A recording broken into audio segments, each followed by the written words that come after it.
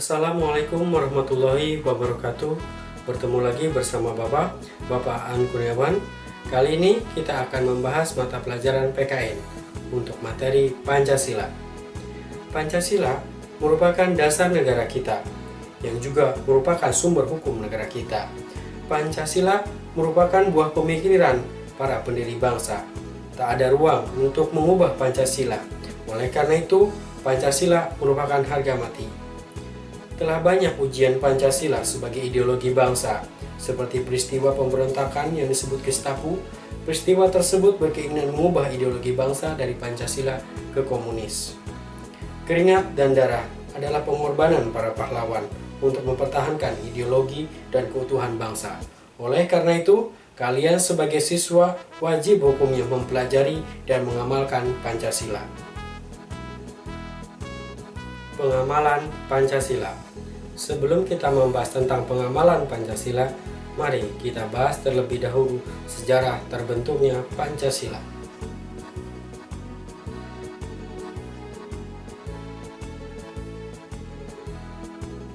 Pembentukan Pancasila diawali dengan kekalahan Jepang pada tahun 1944. Pada saat itu, Jepang terdesak oleh sekutu, sehingga didesak oleh para pejuang Indonesia untuk memerdekakan Indonesia, sehingga Jepang membentuk BPUPKI. Pada tanggal 1 Maret 1945, pembentukan Badan Penyelidik Usaha-Usaha Persiapan Kemerdekaan Indonesia atau BPUPKI yang diketahui oleh Rajiman Widyoningrat menjadi ketuanya. Pada tanggal 28 Mei sampai dengan 1 Juni 1945, sidang pertama BPUPKI digelar. Muhammad Yamin dan Supomo mengusulkan adanya 5 hal dasar sebagai dasar atau sebagai asas dan prinsip Indonesia merdeka. Kemudian pada tanggal 1 Juni 1945, pembacaan Pancasila versi Soekarno. Pada tanggal 1 Juni ini sekarang ditetapkan sebagai lahirnya Pancasila. Karena kata Pancasila pertama kali disebut oleh Soekarno pada tanggal 1 Juni 1945 dalam pidatonya yang juga berjudul Pancasila. Pada tanggal 22 Juni 1945, rumusan Pancasila menghasilkan Piagam Jakarta. Piagam Jakarta dirumuskan menjadi Undang-Undang 1945 pada tanggal 18 Agustus 1945. Dari situlah ditetapkan tanggal 1 Juni sebagai hari lahirnya Pancasila.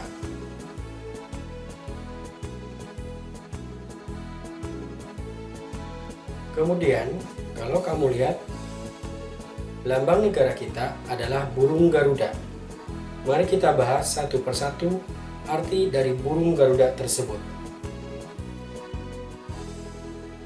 17 helai itu menandakan 17 helai bulu pada masing-masing sayap menandakan tanggal kemerdekaan kita. 8 helai pada ekor menandakan bulan kemerdekaan kita. Kemudian 19 bulu helai di bawah perisai atau pada pangkal ekor, kemudian 45 helai bulu di leher menandakan sebagai tahun kemerdekaan kita.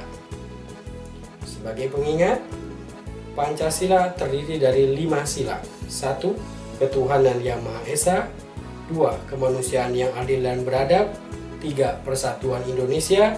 4. Kerakyatan yang dipimpin oleh hikmat kebijaksanaan dalam permusyawaratan perwakilan. 5. Keadilan sosial bagi seluruh rakyat Indonesia. Pengamalan Pancasila untuk sila ke-1, yaitu Ketuhanan yang Maha Esa. Lambangnya bintang. Yang pertama, bangsa Indonesia menyatakan kepercayaan dan ketakwaannya terhadap Tuhan Yang Maha Esa. Jadi ruang ini menutup kemungkinan beredarnya atau berkembangnya komunisme atau ateisme. Yang kedua, manusia Indonesia percaya dan takwa terhadap Tuhan Yang Maha Esa sesuai dengan agama dan kepercayaan masing-masing menurut dasar kemanusiaan yang adil dan beradab. Itu artinya tidak ada paksaan terhadap agama orang lain dan tidak mengganggu ibadah orang lain. Yang ketiga, mengembangkan sikap hormat menghormati dan bekerja sama antar pemeluk agama dengan penganut kepercayaan yang berbeda-beda terhadap Tuhan Yang Maha Esa. Yang keempat, membina kerukunan hidup di antar sesama umat beragama dan kepercayaan terhadap Tuhan Yang Maha Esa. Yang kelima, agama dan kepercayaan terhadap Tuhan Yang Maha Esa adalah masalah yang menyangkut hubungan pribadi manusia dengan Tuhan Yang Maha Esa. Yang keenam, tidak memaksakan suatu agama dan kepercayaan terhadap Tuhan Yang Maha Esa kepada orang lain. Kemudian pengamalan Pancasila untuk sila kedua, lambangnya adalah rantai. Yang pertama, sebagai manusia harus bisa mengakui persamaan hak, persamaan kewajiban, maupun persamaan derajat. Jadi tidak ada yang lebih tinggi derajatnya, tidak ada yang lebih rendah di mata hukum negara Indonesia. Semua sama, baik presiden maupun rakyatnya, baik pejabat maupun rakyatnya, ataupun yang lainnya. Saling mencintai sesama manusia. Jadi jika terjadi konflik, maka itu sama dengan masyarakat Indonesia tidak mengamalkan Pancasila sila yang kedua. Yang ketiga, menjunjung tinggi nilai-nilai kemanusiaan. Yang keempat, mengembangkan sikap tenggang rasa, gemar melakukan kegiatan kemanusiaan. Untuk pengamalan sila ketiga yaitu Persatuan Indonesia, lambangnya adalah pohon beringin. Mendahulukan kepentingan negara, kesatuan, persatuan, dan keselamatan bangsa daripada kepentingan pribadi atau golongan. Yang kedua, cinta tanah air dan bangsa, termasuk mencintai lebih kepada produk-produk Indonesia. Tiga, bangsa sebagai bangsa Indonesia bertanah air Indonesia. Memperluas pergaulan demi terciptanya persatuan dan kesatuan bangsa. Itu artinya tidak boleh terkungkung antara orang Sunda hanya bergaul dengan orang Sunda, orang Jawa dengan orang Sunda, orang Aceh hanya bergaul dengan Aceh. Orang Indonesia, orang Sunda harus bisa bergaul dengan orang Jawa, orang Aceh. Tidak ada perbedaan suku, tidak ada perbedaan bahasa, semua sama. Sila keempat, untuk pengamalannya, kerakyatan yang dipimpin oleh hikmat kebijaksanaan dalam pemusyawaratan dan perwakilan. Lambangnya kepala banteng. Salah satu pengamalannya adalah nomor 1, tidak memaksakan kehendak kepada orang lain. Jadi ketika beradu pendapat, tidak boleh saling memaksakan. Yang kedua, mengutamakan musyawarah dalam mengambil keputusan untuk kepentingan bersama.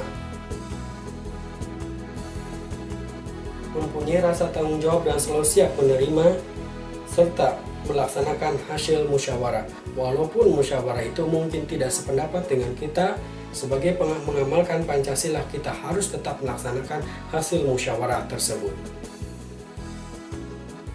Nomor 4,